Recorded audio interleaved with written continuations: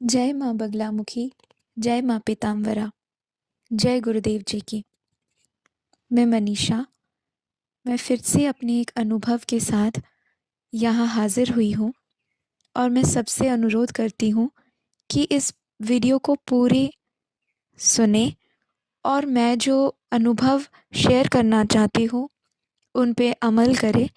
मेरी ये संदेश उन माता और उन बहनों के लिए है जो मेरी ही तरह बहुत सारे प्रश्नों के साथ अपने अंतर हृदय में बैठा रखती है और उन्हें सच्चा मार्गदर्शन नहीं मिल पाने के कारण वो कभी कभार अपनी भक्ति के पथ पर, अपनी भक्ति के मार्ग से कभी कभार हट जाते हैं या फिर दुविधाओं में पड़ जाते हैं।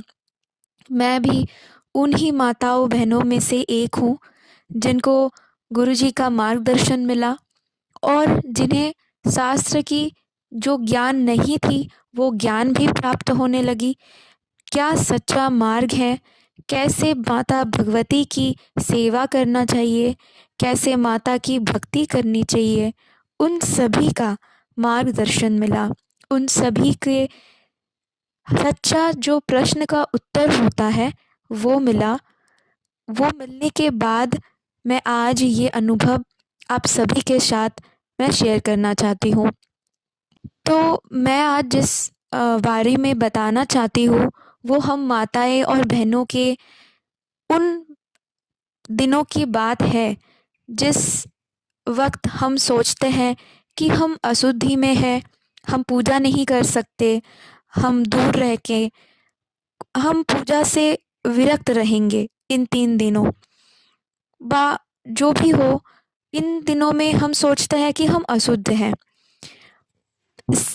सेम ऐसी तरह मेरी भी ऐसी ही भावनाएं रही हैं, पर मैंने कभी किसी से प्रश्न नहीं किया या फिर मुझे इतना मार्गदर्शन नहीं मिला कि मुझे सच में क्या करनी चाहिए।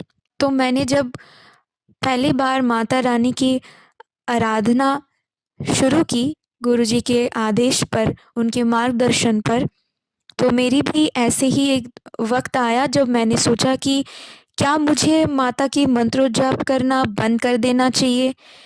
मेरे हृदय में बहुत सारे अलग अलग ख्याल आ रहे थे, पर मैं माता रानी से यही पूछ रही थी कि माँ मुझे सच्चा मार्गदर्शन दीजिए। और मन के अंदर कहीं ना कहीं ये भाव था कि मैं इसको बंद ना करूं, क्योंकि अभी जो इतने दिन आराधना करने के बाद ऐसा होता है कि एक पल भी, एक वक्त भी ज़ाया नहीं जाता माँ के नामों का चिंतन मनन करने में, या फिर उनके मंत्रों की जो जाप करती हूँ मैं बैठ के, उस वक्त मैं कुछ मिस करती हूँ। मुझे ऐसा लगता है कि ये वक्त जो है, जो मैंने संकल्प लिया है, वो मेरे जब तक मैं जीवित हूँ तब तक वो वक्त, जो भी मेरे दिनचर्या के जिस जिस भी वक्त को मैंने चुना है कि मैं ये, जो भी माता रानी ने मेरे लिए चुना है कि तुम इतना 1 घंटा 2 घंटा तुम मेरे साधना में रहोगी, तुम मेरे आराधना में रहोगी, वो वक्त मैं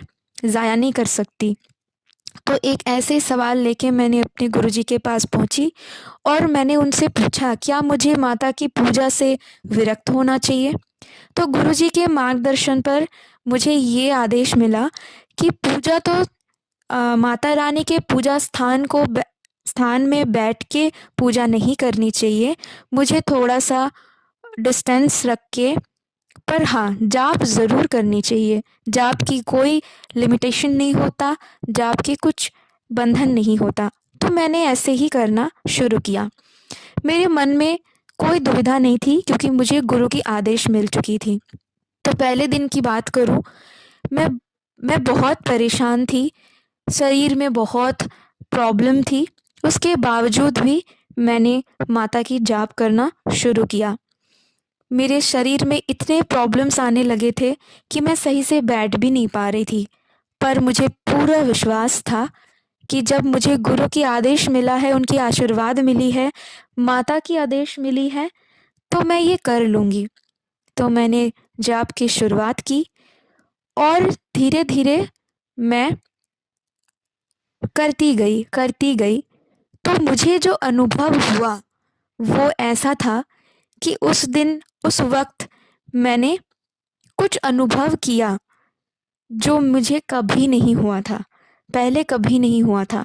और उसी अनुभव से मैं इस निष्कर्ष पे पहुंची हूँ। दूसरे दिन मैं गुरुजी से बात करती हूँ और मैं उन्हें सारा चीज़ बताती हूँ।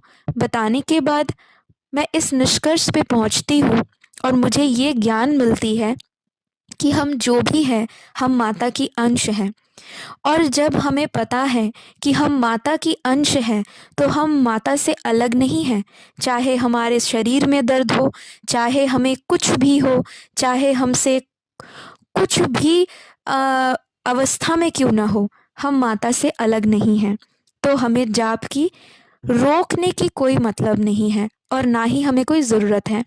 तो मैं सबसे आग्रह करूँगी, सभी माताएं बहनें से आग्रह करूँगी कि आप माता की आराधना हर किसी अवस्था में कर सकते हैं, हर किसी दिन कर सकते हैं, हर किसी मुहूर्त में कर सकते हैं। इसका कोई बंधन नहीं है।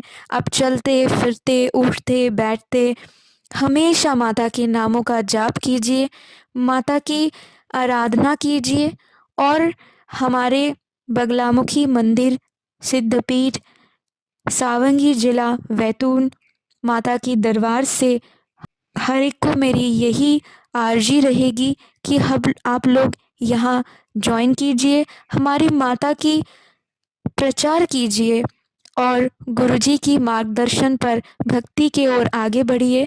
हम सनातनी हैं और हम सनातन धर्म को आगे बढ़ाने के लिए ही हमारी जन्म हुई है।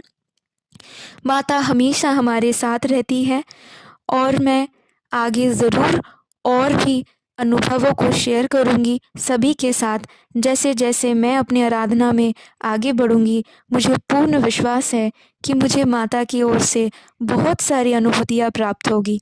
और मैं सभी भक्तजनों, सभी श्रद्धालुओं, भक्तजन जो भी हमारे इस चैनल से जुड़ी हुई हैं, सबको सबके साथ मैं शेयर करूँगी।